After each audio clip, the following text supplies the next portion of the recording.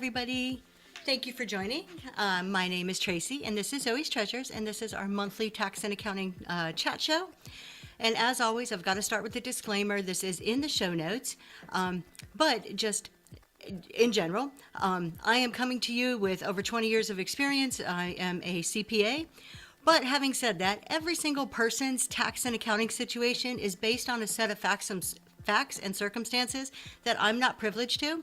So I'm going to talk a lot in general concepts, theory, best practices, what does the IRS have to say? But that also means I cannot give you specific advice. Now, if you have questions, always happy to answer them to the best of my knowledge. But again, without knowing all the details of your facts and circumstances, my advice is general, and some of it is just my opinion. And if it's something that isn't based on something the IRS writes or is like a known accounting concept, I will always tell you, hey, this is my opinion. So that's the disclaimer, getting that out of the way. We can move right along. Thank you guys for joining. I saw a couple of you shared the show. I appreciate that. That is wonderful. And let's just get started. If you have questions, put them in the chat. I have my computer down here, so I'm trying to read chat as we go. And, oh, thank you so much. Like I said, if you have questions, throw them in there. We'll kind of do that. If not, I have a list of random topics to talk about. And what I like to do is during the month, when I'm watching shows, I'm a seller, but I'm also a frequent buyer. So I'm in different shows. I'm hearing different things. If I hear a question that I think is something I could answer on this show, I try to jot it down. So I do have a couple of questions that I've heard throughout the month that I will address.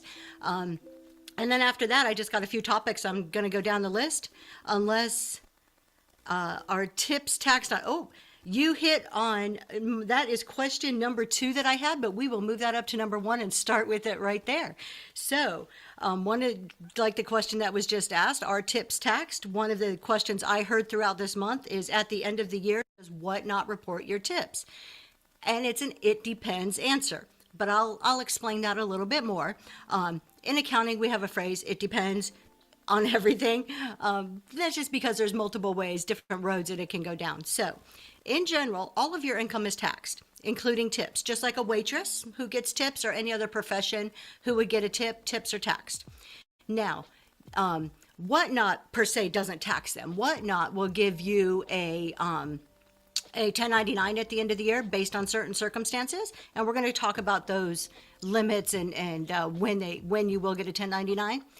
So your tips should be included in that total number that Whatnot will report at the end of the year. So yes, tips are taxable. Any and all income basically is taxable. Now, you don't have any, expenses. A tip is just, it's 100% profit, right? You have no expenses. You have nothing to ship off of it or anything like that. So tips are wonderful. Tips are great to get. So very thankful when buyers are in a show and they do tips. So hope that answered that question. If not, or if you want me to expand a little bit more, just throw it in the chat. Let's go to the next question. So I heard, this wasn't a question per se, this was a comment that I heard, and the comment was, I need to get my nails done and write it off on taxes. Oh, how I wish that was true. I wish I could. I love getting my nails done. Not that you can see it right now, but I love to get my nails done, and I wish we can write it off. But that would be an expense. So when you're just kind of looking at the general concept, you have revenue and expenses. It will be kicking in IRS. Well, yes, I mean, yes and no. Yeah, it's not allowed. Expenses have to be necessary and ordinary in your course of business. If you're a hand model, by all means, I think the IRS would probably agree that getting your nails done is probably pretty important because that's your livelihood. Just showing your hands on a show really isn't. I always like to try to give you another, relate this to something outside of Whatnot too, just to make the concept real. I work as a day job, and when I have to go to the office, I have to wear suits sometimes when I meet with clients or business clothes, dress up. That would be the equivalent of getting your nails done. My suits or my dress up clothes are not deductible. Just because I have to do it in business doesn't mean I can expense it. It has to be necessary and ordinary. To give that a flip side, if you're a nurse or a doctor and you are required, or any other medical profession, and you're required to wear scrubs, that's a requirement of your job that is necessary and ordinary. Those types of things are deductible. So you can see where it's kind of this gray area. And there are times where people have said, hey, I really think this is necessary and ordinary to my business. And there's been like documented IRS cases where they kind of go back and forth, and sometimes they win it. That's really up to you. I tend to be, for myself, more conservative in following the rules. So basically getting your nails done or getting your hair done, like being on camera, any of that type of stuff, buying makeup really isn't necessary and ordinary in the course of Whatnot business. So as you can see, it depends. It kind of goes to what your business is. But for Whatnot, I personally would tend to lean towards, yeah, probably not necessary and ordinary. So that was the question number 2 that I heard. I heard another question too. And this one we've touched on before, but we'll do it again, as a refresher, as always, is kind of a big topic, is do I need to track inventory? I mean, you don't have to. I mean, that's really up to you. However, I'm going to show why it would probably make sense to do it. So inventory is basically your beginning inventory, what you start the year with. So January 1st, how much inventory do you have? If you're a brand new seller that you just started, that's probably 0, right? If you've been in business for a little bit, you have something there. So it's your beginning inventory plus the cost of your new inventory minus what you have at the end of the year. You do an inventory on 12/31. What do you have left? That's your cost of goods sold. This is why you need to track inventory. It's to get to that cost of goods sold number. That's what you're really looking for. The IRS really, I mean, they don't really care that you have $3,000 sitting, on a shelf in your basement or your garage or your warehouse, wherever it is. What they want to know is what that cost of goods sold. What did you sell during the year out of that inventory? Because that's where your expense is. That's that number that reduces your income. And let's go ahead and I'm going to demonstrate this just to kind of show out the whole point. So I'm going to write it out, and then I'm actually going to show you the common IRS form that you would use to report that on. So do I need to track inventory?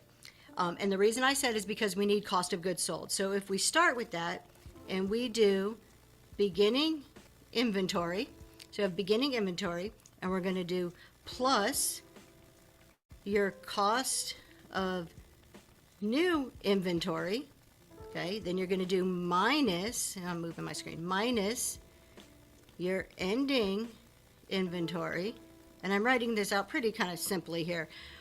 So beginning inventory, what do you have on 1/1, whatever year it is, or the date you start. Cost of new inventory, this is everything you buy. If I can get my pen to work, let's see. So this is everything you would buy during the year. Get that to go away. So this is what you have at the beginning, everything you buy, and then your ending inventory. What do you have on the last day of your year? And I'm assuming that your tax year is a normal calendar tax year. We're not going to go into that. You can have different tax years. That's usually far more advanced. Most of us just do January to December. That's our typical tax year because we file taxes as individuals, usually not corporations. So we're just sticking with January to December, not to confuse things. All right, so if you do this formula, beginning plus what you bought during the year, minus your ending inventory is going to give you your cost of goods sold. This is the number that's important. This number is the expense that comes off of your revenue. So when you think of accounting as a whole, you have revenue, which is your sales. What's the money you made, right? Minus all of your expenses gives you a net profit. So your cost of goods is one of those expenses. Pretty straightforward here. Let's take a look at why this is important. This is when I say, do I have to keep track of my inventory? Well, it's kind of up to you, but if you don't, I don't know how you would ever get to your cost of goods sold. Let me flip over to, this is a Schedule C. I know it's a little hard to see. I'll zoom in a bit, and I'm not going to go through every line today. I do want to do a show in the future where I actually go through every line. But I want to show you on a Schedule C. So this is an IRS form, Schedule C 1040. This is the form that most people will fill out. And I'm saying most because there are some exceptions if you have a multi-member LLC, if you're an S-Corp, if you're a corporation of some sort, you fill out a different form. This is for You don't have a corporation. I'm just me, Zoe's Treasures. It's myself and my husband. This is a side business for us. It goes on our Schedule C. So when you're looking at Schedule C, you're going to see under Part 1 where it says income, line 4 is your cost of goods sold. So you've got to report that number to the IRS on line 4. So that's why it's important to keep track of your cost of goods sold. Any questions on that? We're going to come back and stop using the iPad for a second. Any questions on that one? Most people are like, yeah, I got to keep inventory. It's a pain in the butt. Like, that is probably so you get 2 forms. So expand on that. I'm not sure what you mean by forms.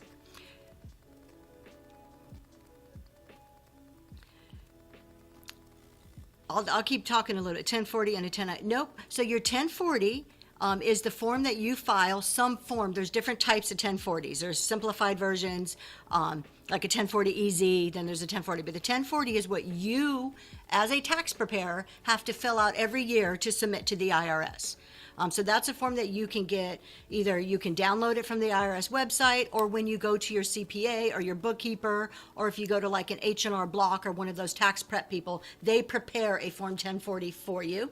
That's the form that tells the IRS, here's how much money I made this year, here's how many kids I have, here's what my deductions are, various other things that you can take off your taxes, and here's at the end of the year what I owe you as taxes. So the 1040 is something either you, if you're doing your own taxes, or your preparer is going to fill out for you. A 1099 is what Whatnot will send you, or any other of the online platforms will send you if you meet certain minimum dollar amounts. So let's talk about that, because those are changing. Those numbers, the minimum dollar amount, the threshold for whether Whatnot issues you a 1099 has been changing over the years. We're in what's called a transition period with the IRS. So let me see, I wrote some notes down here. I actually went and looked all of this up to make sure I was bringing you the most current and best information. So for 2023, and I know that's a year that's passed, you've probably already done your 2023 taxes, but I'm going to talk about it just to put this in context, like a bigger picture. So in 2023, if you made more than $20,000 on one of these platforms or had more than 200 transactions, the platform would have sent you, and I'm just going to say Whatnot in meaning all the different platforms.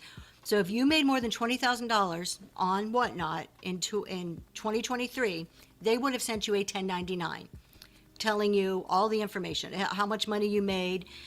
They may have put returns on there. Also attached to that, there's a way for you to download the detail behind it. Sorry, no Pokemon cards. We're not selling anything today, just a chat show. But that was in 2023. So for 2024, now they're changing the years. We're in transition. We're moving, and I'll tell you where we're going to get to, or the IRS is kind of pushing us towards. In 2024, this year, if you make more than $5,000 on Whatnot, you will get a 1099. So, I mean, that's a drastic difference, $20,000 to $5,000. So if you make more than $5,000, Whatnot will send you a 1099. I want to say by January 31st, it may be by February. They have to mail those out. I'll go and look that date up to be exact. There's different dates in the IRS on when forms are due. But Whatnot will either send it to you in the mail or make it available electronically, but you will get it in some sense, or you'll be able to retrieve it. It's a huge difference, isn't it? It's $15,000. But it almost doesn't matter. And I'm going to tell you why it doesn't matter in a second. So for 2024, it's $5,000. Eventually, and I don't know when because the IRS hasn't put out the guidance yet, eventually that's going to be $600. So if you make more than $600 in coming years, whenever they institute it, you're going to get a 1099. But that number to me doesn't matter. And here's why. You're responsible for reporting your income, regardless of what Whatnot sends you. It's your responsibility. If I make $2, that's my responsibility to report to the IRS. So this year's $5,000. If I make $4,999, Whatnot's not going to send me a 1099. I still, though, have to report my $4,999 to the IRS. So It's a way, I mean, the 1099s are a way for, it's a reporting mechanism for the IRS to keep up on the transactions of money going on and what should and shouldn't be taxed. So, there is what happens when Whatnot sends out 1099s or when they issue them, they also have to summarize those and send a copy to the IRS. The IRS has sophisticated systems. Eventually, they match them up. I see a question coming in. I'll read it in 1 second.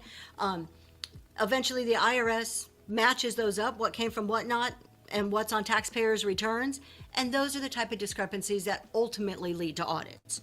There's a lot more that goes into how the IRS audits people. That's just one of the things.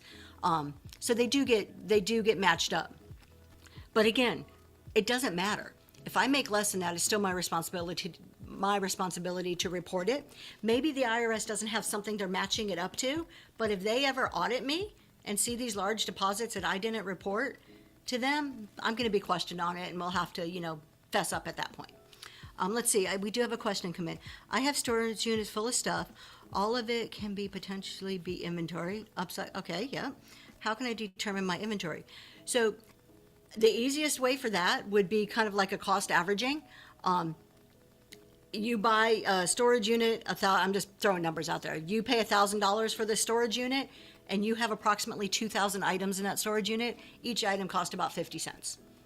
I mean, you could go through and inventory each and every item, but I think that would be probably way too time consuming. I don't know if anybody would have time to inventory every single item.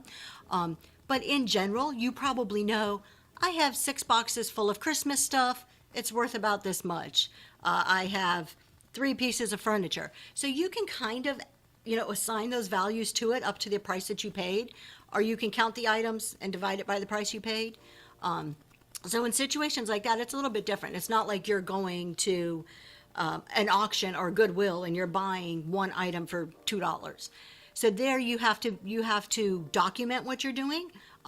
Consistency is the key there. So it's being able to be consistent in your approach and to document your approach. So I would say, okay, I got storage unit XYZ, however you keep track of them. So I got this storage unit. I had 3 pieces of furniture. The dresser is valued at this, or is worth this much, is the value I'm putting on it for the price I paid. And of course, that price can't exceed the total unit cost that you paid. And so you can assign a price to the big stuff, as far as what you feel that you paid for that. And then the little stuff, I would just either divide it and give like a average to each piece. And as long as you've documented that and you can explain yourself, and then your next storage unit, you're being consistent in your methods, you shouldn't have any problems with that. Are there only reporting after the fees they charge us? No, it's in total. So they're going to report in total, but they'll probably give you a breakdown showing what the fees are. So let's just say you made $10,000 on Whatnot in total sales. And then they took out, and I know it's probably more than this, but I'm saying $2,000 in fees. They're still going to report that $10,000. You can then back out as a fee, as an expense to yourself on your return, that $2,000. Is it stuff I have collected for decades, and am I now starting my business? FOMO Studio, you just hit on such a good point. So this was one of the things I was going to talk about, and this is personal items. And this gets a little tricky. So let's see if we can break it down the best I can here, because it's a really gray area. If you buy something, you go to an auction, you buy a storage unit, you go to Goodwill, you go wherever you source, state sales, you buy something for your business to sell. That's clearly simple inventory. You know that's inventory. I'm buying this to make a sale. But like FOMO Studio said, what if it's stuff that I've collected? Or what if Grandma collected this china for years, and unfortunately Grandma's passed away, and now she's given it to me, and I have this huge china collection that I don't have a value on. Like I didn't buy it to sell it. If you didn't buy it to sell it, that's a personal item. That's taxed completely different. That doesn't go on your Schedule C at all. That does not go on your business part of your return. It is a personal item. That goes on a Schedule D, your gains and losses from personal items. And it gets very specific. And I can do on a future show actually dig into all the specifics and bring you the limits. But there's different limits you have to look at. But when I'm assuming here we're talking large sales, you report it. It's an asset to you. It's a capital gain. So capital gain, like if you bought a stock and sold a stock, a personal item that you're selling is considered like a capital gain. Now, if I just had, I bought something years ago and I just sold it on Facebook Marketplace, one thing, it's not a big deal. It's not like you have to report that on capital gains because there are thresholds, there are limits that you have to meet. But if I have all of grandma's China collection, or I have 30 or 40 years of a life that I've collected and now I'm downsizing and I have this huge collection of things that, is not going to fit into my smaller house, I'm going to sell this, but these are all personal belongings. Those aren't business expenses. Those are capital gains and losses. So that goes into kind of like a whole nother territory there. Let's see. If I have stuff, we did that one. If you have a storage unit that you use for containing inventory, can we take? Absolutely. I have a storage unit, 100%. Now, what I would say is make sure that it is really used 100% for business. Be honest. That's just the best way to stay out of trouble. I have a storage unit. Half of it I use to store Christmas stuff, for my own personal holiday decorations. The other half I used to refinish furniture, so I use the other half for my furniture stuff. I would split what I'm deducting on my taxes in half. So if I pay $100 a month for that storage unit, I would say $50 was a business expense because I was really only using half the space. But if you have a storage unit that is solely your business, you're not storing anything else, it's your business, that's 100% a business expense. Now, let's be realistic. We're all people. If I throw one or two boxes in there, my personal stuff, the IRS is probably not going to beat down your door because you stored a Rubbermaid container of Christmas decorations in your business unit. I mean, so there's some realistic stuff to that too, some logical stuff. But in general, does that also apply to single? Oh, I like your thinking. So single owner LLC. Yes, if you are a single member LLC, all the same business rules apply, but you're filling out a Schedule C. So an LLC that has more than one member fills out a Form 1065. It's a business tax return. But if you are a single member LLC or just you and your spouse are considered one taxpayer together if you file a joint return. So if it's just you or you and your spouse and you have created an LLC with the state that you're in, you're still considered a single member LLC, and therefore you just do a Schedule C on your normal 1040. The personal items, selling inherited items and selling, same thing, personal items, inherited items, they're the same thing. So those are capital gains. And again, we'll have, I'm more than happy if this is a topic people are interested in to do the next show really focused on that. I'll go and do a bunch of research, make sure I have all of the most current IRS information to bring you on selling personal items and how to report that. In general, it is a Schedule D. It's personal items are not considered business. Now, keep in mind, I do this all the time. I'll buy something that I know I'm going to sell. But in the meantime, before it sells, it's sitting on a shelf in my living room because you know what? That vase is darn pretty and I'm going to enjoy it. It's still a business item. It's just a business item being stored in my living room. Because I enjoyed it and I put it in my living space doesn't make it a personal item. So again, it just goes back to being honest. I see some more questions. Yes, please do a show. All right. I am going to, do you have a pen, honey? My husband's back here helping me out. I'm going to write that down. And my next show, I will take time to really dig into the whole Schedule D thing about it.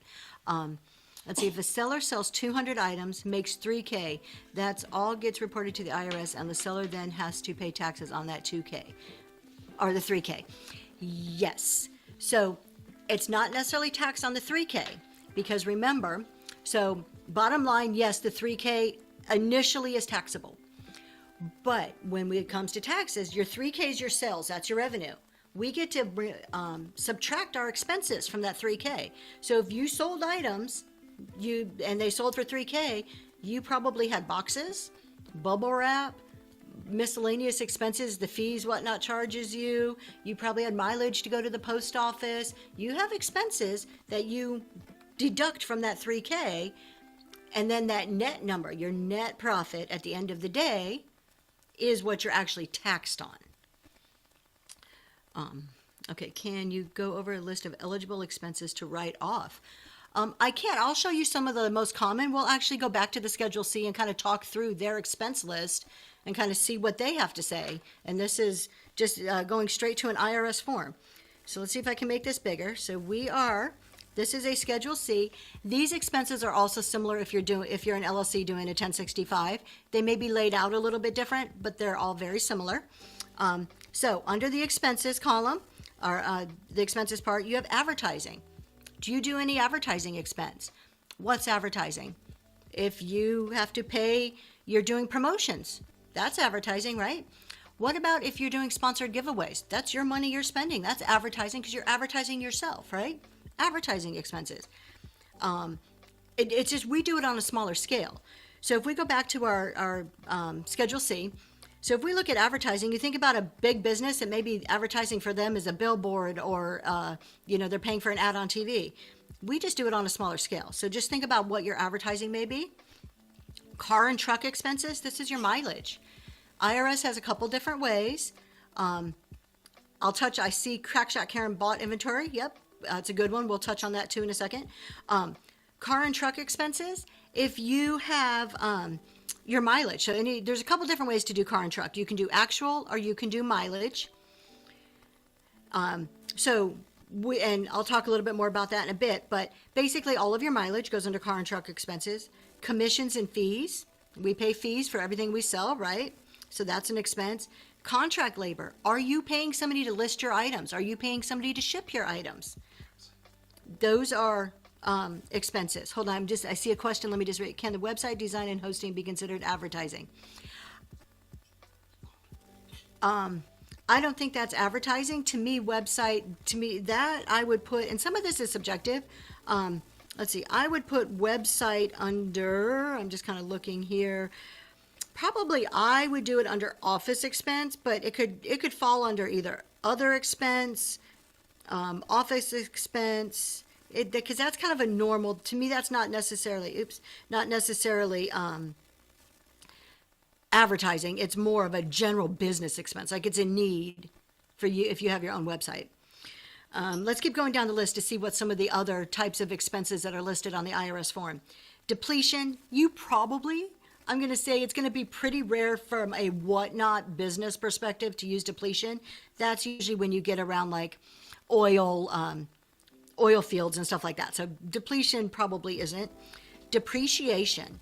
This is a good one that we can do a whole 2-hour discussion on, but depreciation is when you buy a large piece of equipment, say expensive cameras, expensive computers for your business.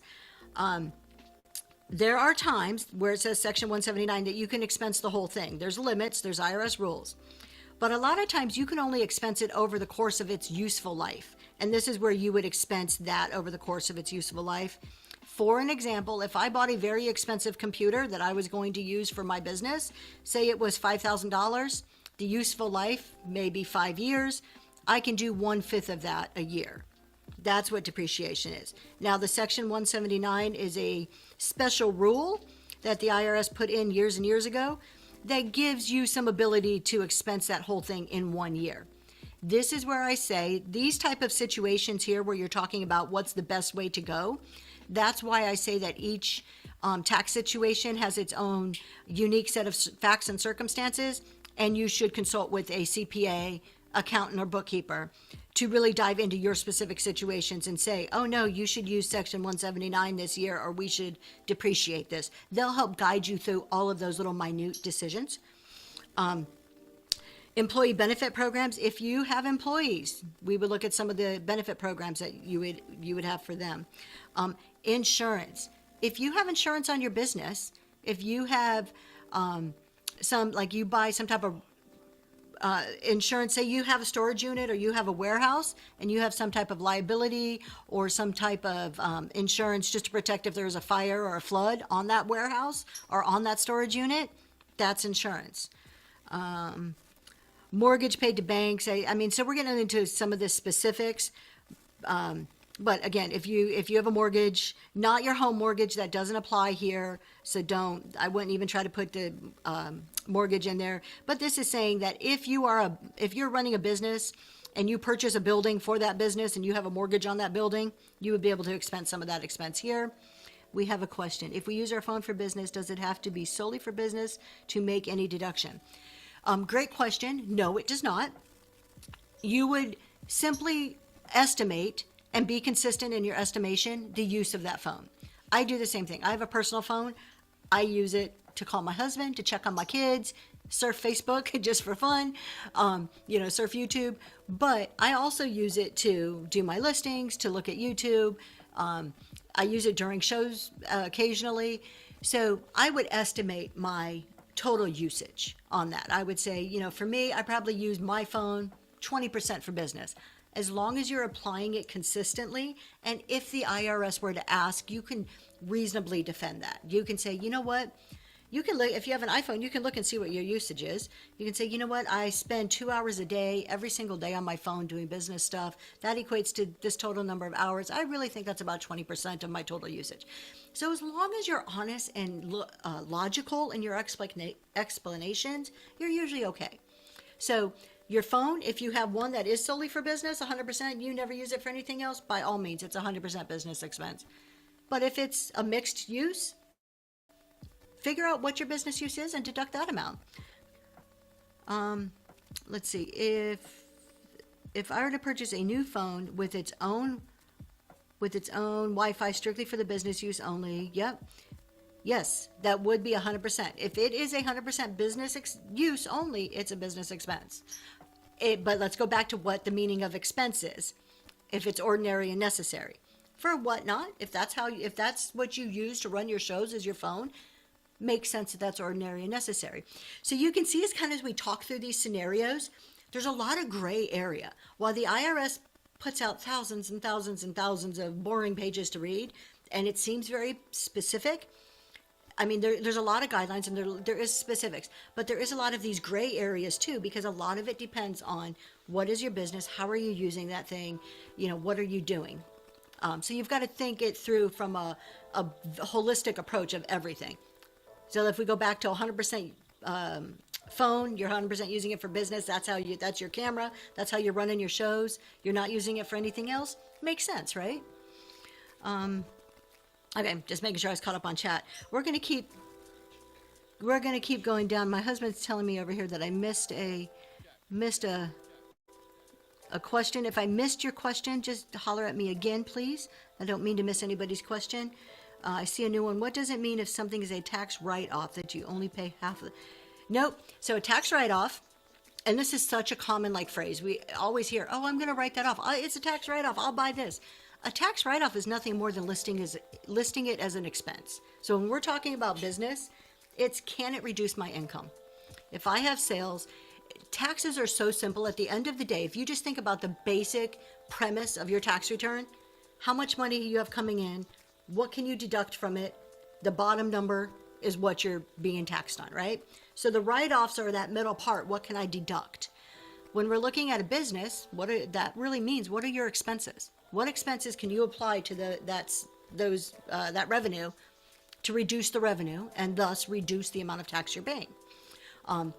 Now, when you start talking about it, only half the cost, there's certain rules for certain things that we haven't looked at yet, but we can get to, such as there's specific meals, business expenses, entertainment expenses. The IRS is cracking down in the last couple of years, but some of those expenses, either they're not allowed or they're only allowed to a certain percent, such as 50%. Let's jump back to our 1040 and go over the rest of the line here. So we're looking under expenses, and we're just talking about in general, what can we expense on our tax return. So we have gone over our first line here from rows 8 to 17. Oh, I didn't touch on legal and professional. So row 17, this is one that most people miss. If you pay a CPA or an accountant to do your taxes, or a bookkeeper to do your taxes, what you pay them is an expense to your business. That's deductible. You can put it under legal and professional. If, God forbid, somebody sues you and you have to hire an attorney that's related to your business, that's a business expense. That would go under your legal and professional. Are there Deductions are what is allowed, etc. Consistent, if it's different for a sole proprietor versus LLC.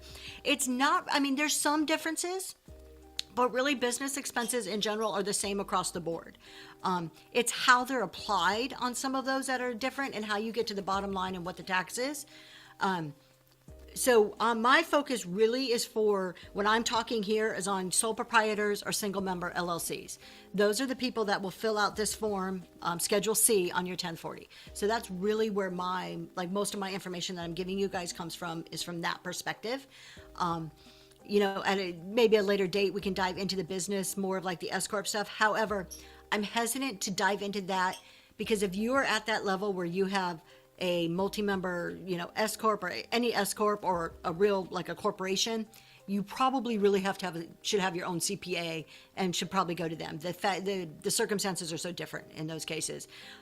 That's why I really stick to looking at sole proprietors or single member LLCs for these chat shows, because that covers the majority, a lot of our Whatnot users.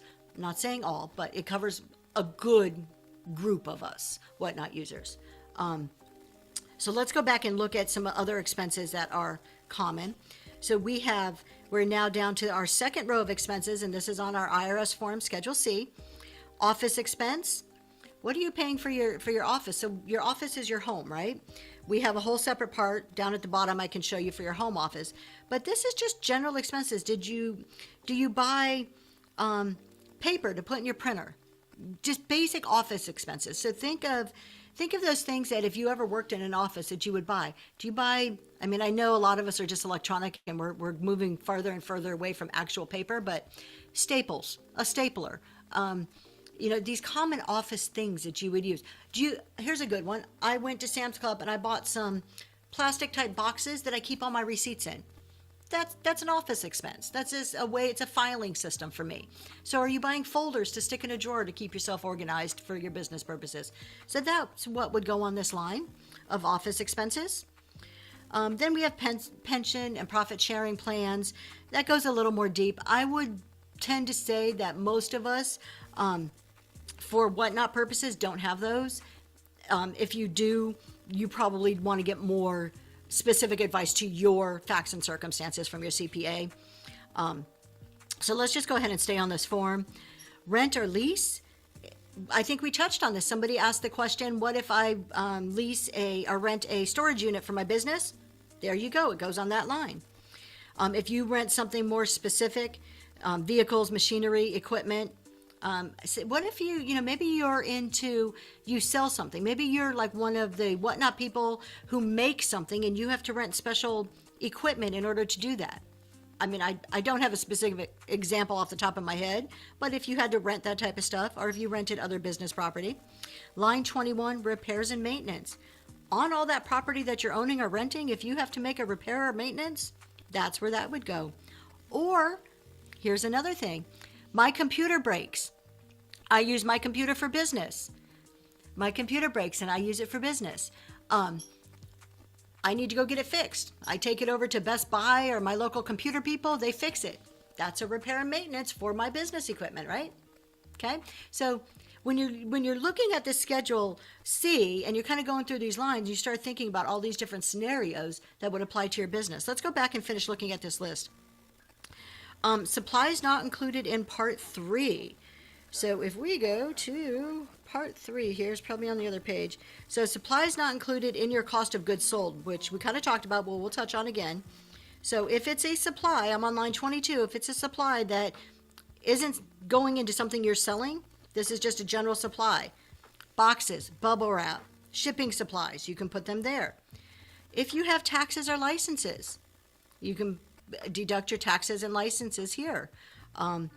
Travel meals, travel deductible expenses, probably a little more rare, but some of us. What about the big Whatnot, I forget what they're called, the Whatnot conventions that happen a couple times a year. I think there was one in Ohio recently.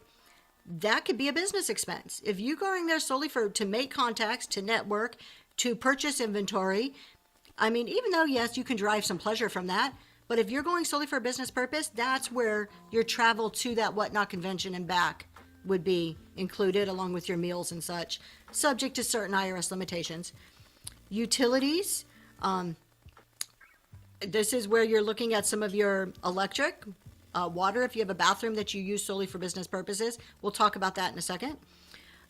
Oops, sorry, I just totally like flipped up there. Okay, wages.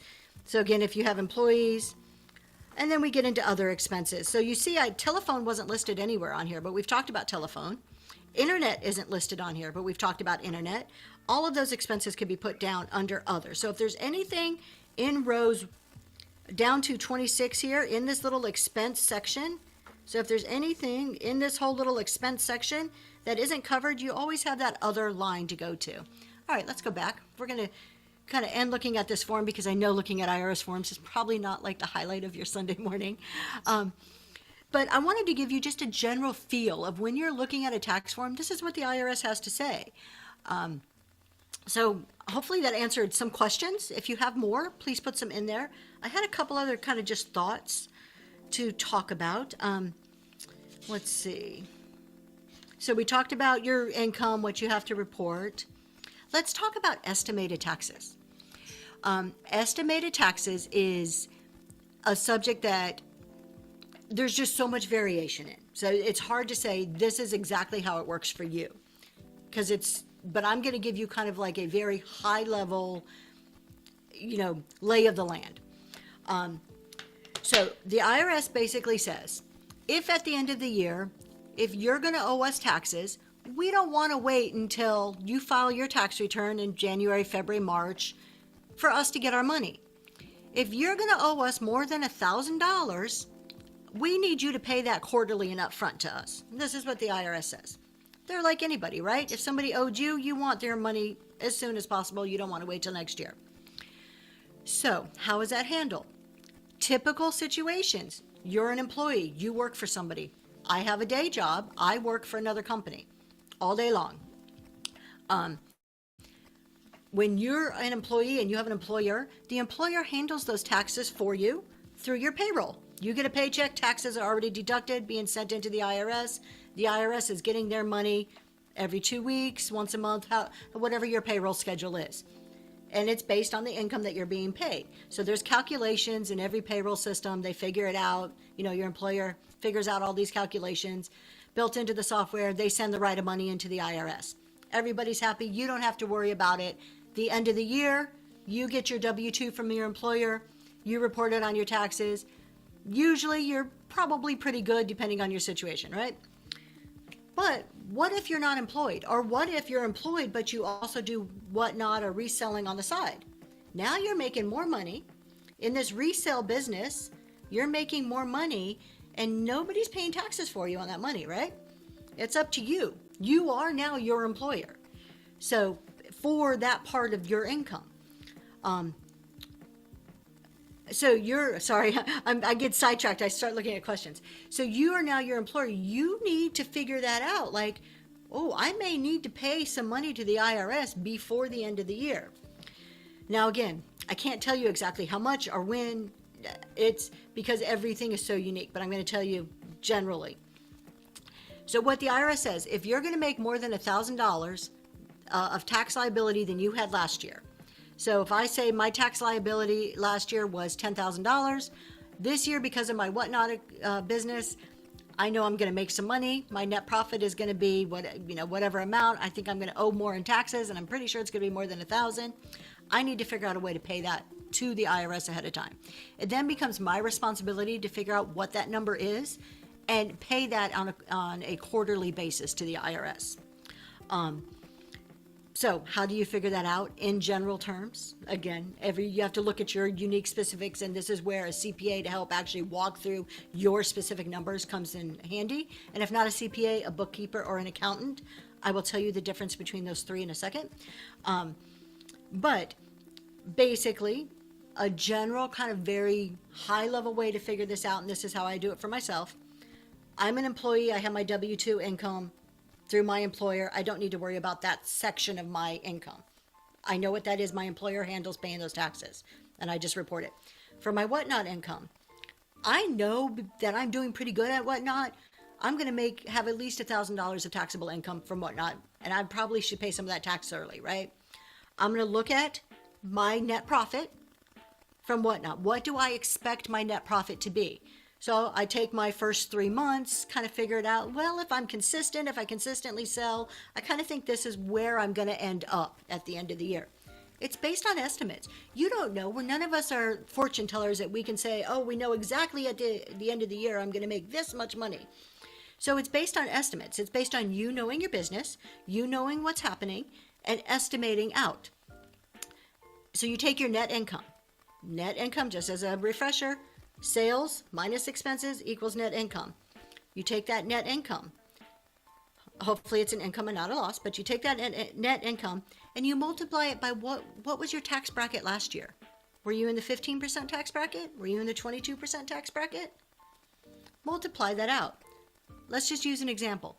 If I think my net income is going to be $15,000 for my Whatnot business, and I was in the 22% tax bracket, that means I may owe about $3,300 in taxes. Very high numbers. I'm not getting into specific deductions of this or that. I'm just talking very high level. I want a very conservative, just give me a ballpark of what I may owe so I can start putting some money to the IRS.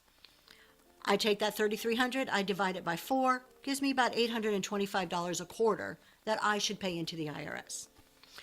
That's very high level. Again, for your specifics, I can look at mine, and I know mine because I'm a CPA, I've done this, but if you don't have that background, go to a bookkeeper, accountant, a CPA, and help them work through that.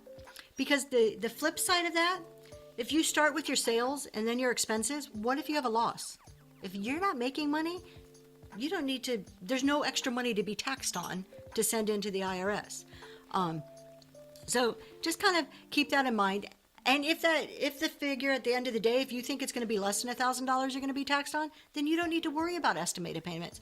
So I don't want to I wanted to bring this up as an awareness for you guys to talk to your own accountants about, but not to scare anybody oh my God, I didn't pay quarterly taxes. And I don't want it to be like that, because generally if you're doing this on the side, it's not a main income, you're not making a lot more money, you're probably okay.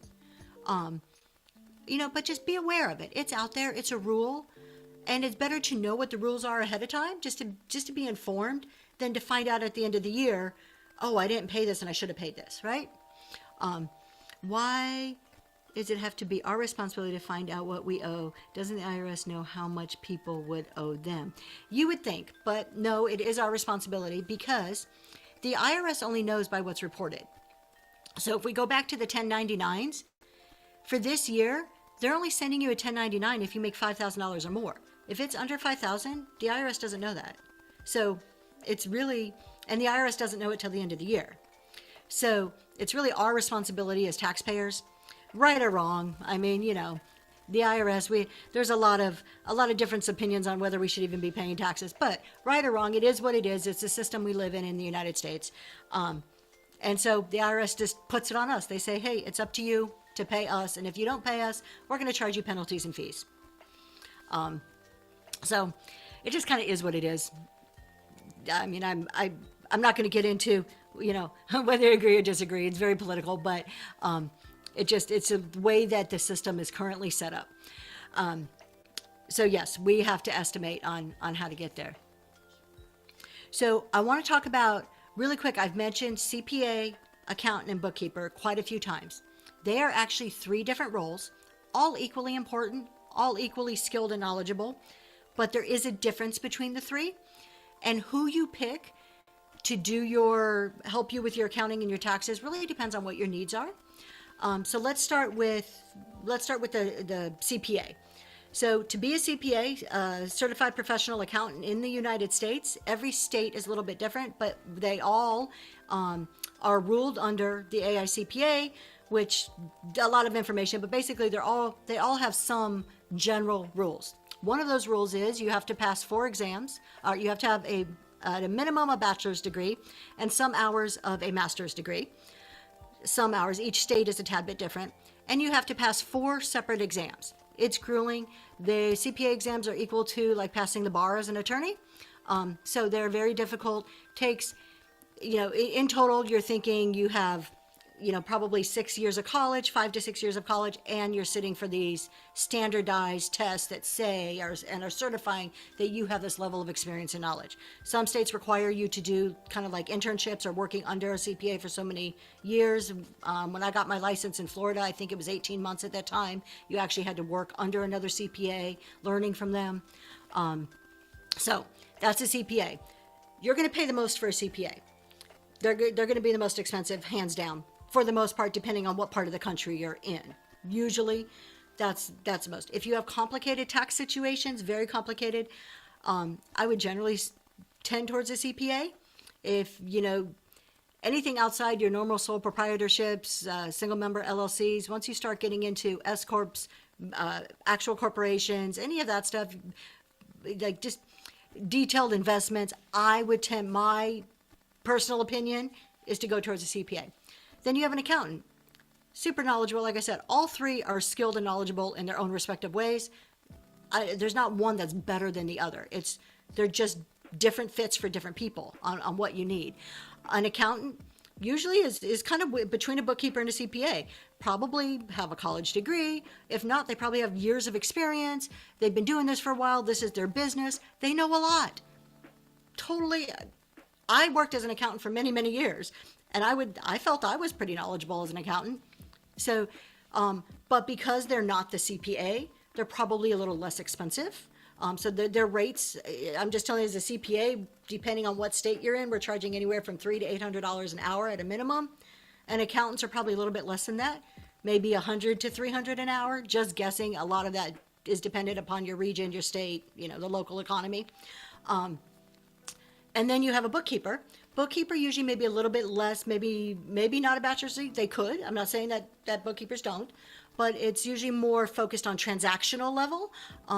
Sometimes not so much at the higher tax levels or the in-depth accounting transactions. It's more basic transactional, making sure that all of your sales are recorded, your expenses are recorded properly, and helping you kind of on the more of the day-to-day level versus the coming in and looking at a bigger picture.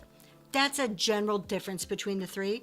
And again, you're going to, the more experience, more education, more skills, more experience, you're going to have to pay more. So when I say any one of those, like I said, they're all equally skilled and smart. It's just depending on what you're looking for. So a tax accountant is better for people who sell on whatnot as a hobby then. A tax accountant would be perfectly fine. And when we say accountant, let me tell you, a CPA and accountant, you have some that are tax. I'm a CPA. I have a master's degree in taxation, but my main field day to day is auditing. I have been an auditor for years, but I used to be fully taxed. Again, that's what my education is in, and I keep up to date on a lot of the tax stuff that's going on because I need to know what my clients are doing, and I find it interesting. I know, geeky, but when you're looking at CPAs or accountants, they do, and thank you so much for pointing out tax accountant. Not everybody does everything, or every industry. So when you're talking to them, you want to make sure you have somebody who understands reselling on online platforms, because you can find a CPA or an accountant or a bookkeeper that has a construction background. Construction is far different than reselling, right? So you want to make sure our backgrounds are all different. I have an extensive background in nonprofit and employee benefit plans. I have growing skills and knowledge in reselling. So there's everybody's the experience is a little bit different. So definitely those are questions to ask when you're looking for somebody, like what their background is, what experience, do they work with other resellers? Because then you start to learn that field inside and out. No different than doctors, how doctors have different specialties. Where are we on time? Okay, we're doing good. Let's see. Self-employment tax. This is another note I had on mine today. So we talked about when you're an employee, your employer pays your payroll taxes, right? Those payroll taxes are made up of Social Security and Medicare. That's the two components that go into a payroll tax, and federal withholding. Okay, so federal withholding, Social Security, and Medicare, but the payroll tax itself is 15.3%. That is the total amount that the employer is giving to the IRS for Social Security and Medicare, sorry. When you're your own employer, when I'm doing whatnot, I have to pay that. So as an employee, I'm only paying half of that. Half of that amount gets deducted from my paycheck. The employer matches the other half. So as an employee, one of the benefits to me of having to report to somebody else, have a boss, have them tell me what to do, have to, follow somebody else's rules, one of the benefits of that is I'm only paying half of my employment tax. They're paying the other half. When you're on whatnot, you're your own boss, you're paying all of it, that whole 15%. So just kind of, that's something to keep in mind. And it's 15% on that net number. So in addition to your normal income tax, you're withholding your federal income tax that we calculate out. As a self-employed person, you are also responsible for those self-employment taxes. So it's really kind of two different taxes, to keep it simple, that you are paying as a self-employed person. What is a great topic? Oh, okay. Oh, thank you so much, Evermore Cottage. So I'm not sure, I'm sure that, a lot of that makes sense to you. If you have questions, ask me, throw them in the chat. Are there thresholds for that? Nope, that's on all of your income. Which brings me to a really good point. So we were looking at our Schedule C a little while ago. Let's see if I can get down, to a bottom line number for you so you can see how that works here. Okay, so if we look here, row 31 is net profit or loss. That is after everything else has been, so it's net profit or loss, row 31. You come over here, in this box here, where it says 31, is going to be your bottom line. That's the number that you're paying your self-employment tax on and your federal income tax on. That could be a positive or a negative number. If you take a loss, you're not paying any tax.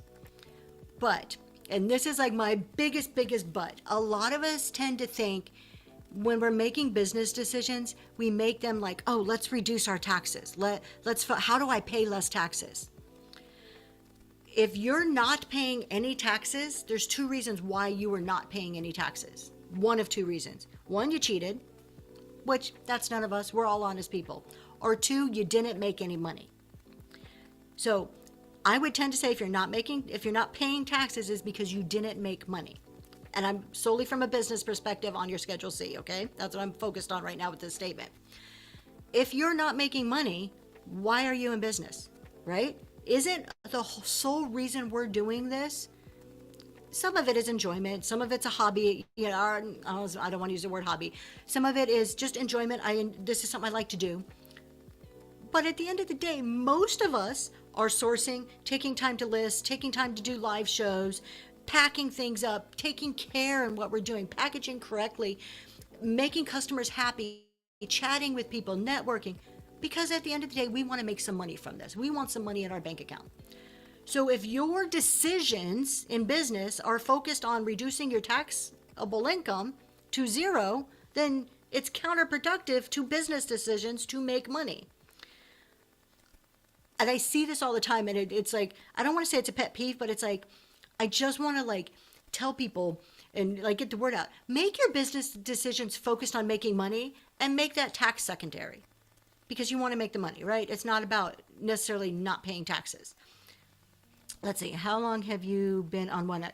I am coming up on, let's see, I think I had my first show in February, so we're October, 8 months now. But I've been reselling for quite a couple of years. I would say quite a few, a couple of years. And I have been a CPA for 16 years. I'm trying to do the math in my head. And I've been in accounting all my life. So that's my background. I'm as honest as Hillary Clinton. That's funny. All right. I'm not going to get political. I stay away from political discussions because they never lead anywhere great. So now I totally lost my train of thought where I was going. Oh, so I encourage you guys to make decisions based on your business and what's best for your business, not just on reducing tax liability. At the end of the day, If you have to pay tax and you've properly planned, you should have some money put away. Either one, you've made estimated payments, or you have money put away to pay that tax, and that's a good thing. I mean, I know it sucks. Every year I get a bill, not a bill, but I do my taxes. I end up owing money. I get it, but I console myself. I'm paying taxes because I made money. So there's a trade-off there. It's the same thing as when sometimes, when you have a great show on Whatnot and you have all these orders and you're like, yes, that was an awesome show, and you're all excited. And then you spend like 6 hours packing, and by hour 5, you're just like, oh, I don't want to see another box right now. And you remind yourself, the only reason I'm packing these boxes is because I made sales, right? Same concept, just with financial. So much for all the information. Oh, thank you so much. I appreciate that. That's good to hear. I'm glad you guys are finding this helpful. We are about at an hour. I like to keep these at about an hour. We do record the shows. I think my husband just typed in the chat that you can watch it on YouTube. Please bookmark my shows. And if you have any questions throughout, like things like, hey, I would love for you to talk about this on your next show, please feel free to throw that, send me a message on Whatnot. I take notes. I keep that throughout the month and try to come up with a list of things to talk about. Already on my list is we're going to dig into more of like a Schedule D. And if you're selling like your personal collections in grandma's estate, what does that look like versus more of the business stuff? So that's already on my list. And then if you think of anything, let me know. But with that, I think we're going to end it. Thank you. Thank you guys for coming and joining me for an hour and hearing me ramble. And I hope you guys have a great week. We'll talk to you again next month.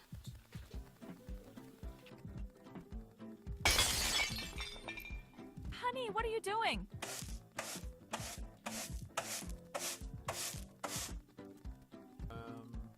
Nothing?